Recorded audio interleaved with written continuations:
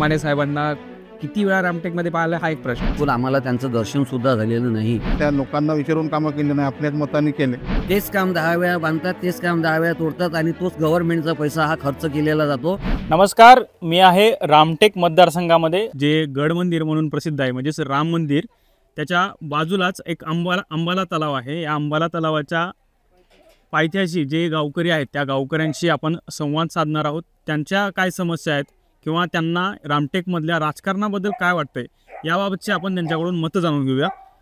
तर सुरुवातीला सर मी तुम्हाला विचारतो, आधी तुमचं नाव सांगा आणि त्यानंतर तुम्ही सांगा की रामटेकसाठी तुम्हाला काय अपेक्षा आहे. तीर्थक्षेत्रावर बरेचशा समस्या आहे. येणाऱ्या लोकांसाठी ज्या सुविधा व्हायला पाहिजे, बसण्या उठण्यासाठी लॅट्रिन बाथरूमचे जे हे आहे प्रश्न आहे, विकास पाहिजे त्या प्रमाणात नाही झाला आहे. बरं, तुमचं काय मत आहे याबद्दल. विकास तर झाला नाही. इथे हे तीर्थक्षेत्र आहे आणि तीर्थक्षेत्रावर संडास आणि बाथरूम जे प्रधानमंत्र्यांनी तिकडे सांगितलं पण त्याचं इथे काहीच दिसत नाही. प्रत्येक घरोघरी आहे, हजारो लोक या ठिकाणी येतात पण त्यांच्यासाठी फक्त संडास आणि बाथरूम आणि जे काही गोष्टी आहेत त्याची जी प्राथमिक सोय आहे ती या ठिकाणी नाही. तर त्याच्यावर एक विशेष उपाययोजना इथल्या स्थानिक जे काही इथले म्हणजे हे नेतृत्व आहे त्यांनी याच्याकडे जोर द्यायला पाहिजे असं आमचं मत आहे. जे प्रशासनाचे जे काही कार्य मेंबर आहे की खासदार आहे, इथल्या लोकांनी जे कामं केली आहे, इथल्या लोकांना विचारून कामं केली नाही, आपल्याच मताने केले. त्याच्यामुळे लोकांना त्याचा त्रास होणार.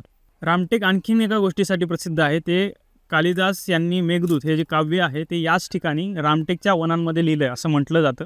त्यांचं स्मारक देखील याच गडी मंदिरावर आहे. म्हणजे दोन गोष्टी आहेत, एक तर प्रभू राम आणि सीता ज्या ठिकाणी त्यांनी वास्तव केलं आणि त्या ज्या ठिकाणी कालिदासांनी मेघदूत लिहिलं, असे जे धार्मिक पावित्र्य जे आहे स्थळाला ते आहे. तसं असताना देखील हा भाग पर्यटनापासून म्हणावा तितका दूर आहे असं म्हणता येईल का. हे तर अगदी बरोबर आहे.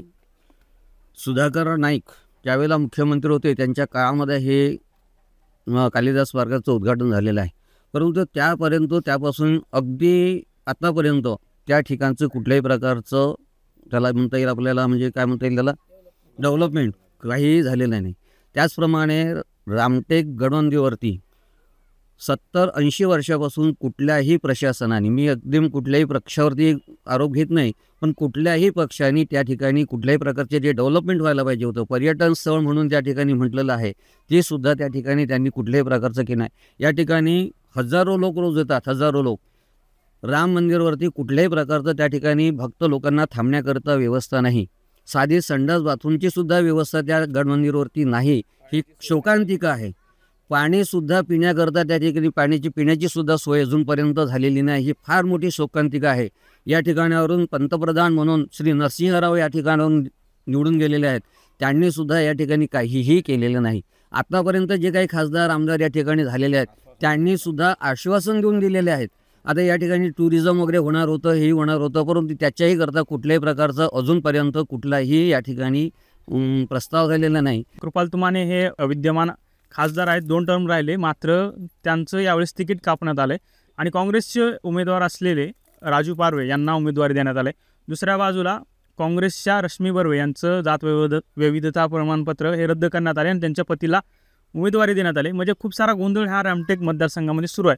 तर याबाबत नेमकं या राजकारणाबद्दल नेमकं काय वाटतं आणि असं जर राजकारण सुरू असलं तर जो विकासाचा या तुम्ही मागणी आहे की रामटेकचा एक पर्यटन स्थळ म्हणून विकास व्हावा, त्याबाबत थोडंसं कुठेतरी कमीपणा पडतोय का याबाबत आपण विचारूया. तुमाने साहेबांना किती वेळा रामटेकमध्ये पाहिलं हा एक प्रश्न आहे.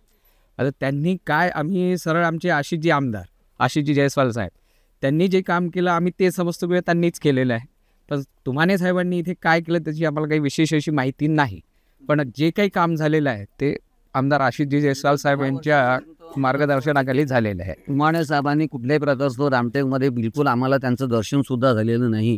कुठल्याही प्रकारचं तुमाने साहेबांनी निवडून गेलेले आहे 2 टर्ममध्ये, परंतु अजूनपर्यंत कुठल्याही प्रकारचं त्या ठिकाणी त्यांनी म्हणजे काय म्हणतात एखाद्या कोणाला सभा सुद्धा घेतली नसेल किंवा कोणाच्या घरी सुद्धा जाऊन बोललं असेल असं तरी आम्हाला वाटत नाही. यावेळेस तुमची पसंती कोणाला असेल यावर्षी आम्ही आता मोदी सरकार 400 पार आम्हाला हे करायचं आहे. मोदी सरकार 400 पार आम्हाला इथे कोण उभं राहिले तो विचार करायचा नाही.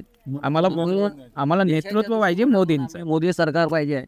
पण मग या दृष्टीनं असा पण विचार करता येईल, नागपूरचे जे खासदार आहेत नितीन गडकरी आता रामटेक आणि नागपूर असं काही वेगळं म्हणण्यात काही अर्थ नाही आहे. मग तुम्हाला असं वाटत नाही का, तुम्ही जसं म्हणताय की रामटेकमध्ये विकास झाला नाही, पण नितीन गडकरी यांनी या ठिकाणी जर लक्ष दिलं असतं तर याचा विकास झाला असता असं म्हणता येईल का? बिलकुल.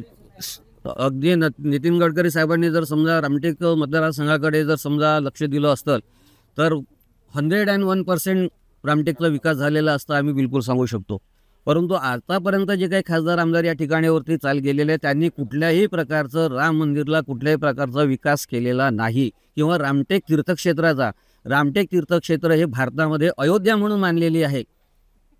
परंतु याकडे सुद्धा कुठल्याही खासदार आमदारांनी कुठल्याही प्रकारचं लक्ष दिले नाही. भक्त निवास सुद्धा त्या ठिकाणी मांडलेले नाही आहे.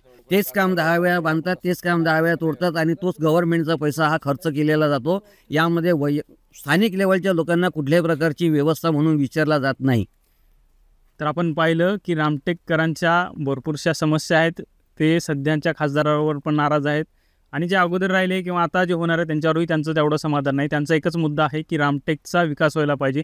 रामटेकचं धार्मिक महत्त्व आहे, ऐतिहासिक महत्त्व आहे, असं असतानाही रामटेक का वंचित राहतो असा त्यांचा प्रश्न आहे. आणि विद्यमान खासदार जे होतील त्यांच्याकडून रामटेकचा विकास होईल अशी ते अपेक्षा बाळगून आहेत. महाराष्ट्रातील सर्व बातम्यांचे विश्वासार्ह व्यासपीठ. सकाळच्या सर्व सोशल मीडिया प्लॅटफॉर्मला लाईक, फॉलो आणि सबस्क्राईब करा. तसंच सर्व नोटिफिकेशनसाठी बेल आयकॉन प्रेस करायला विसरू नका.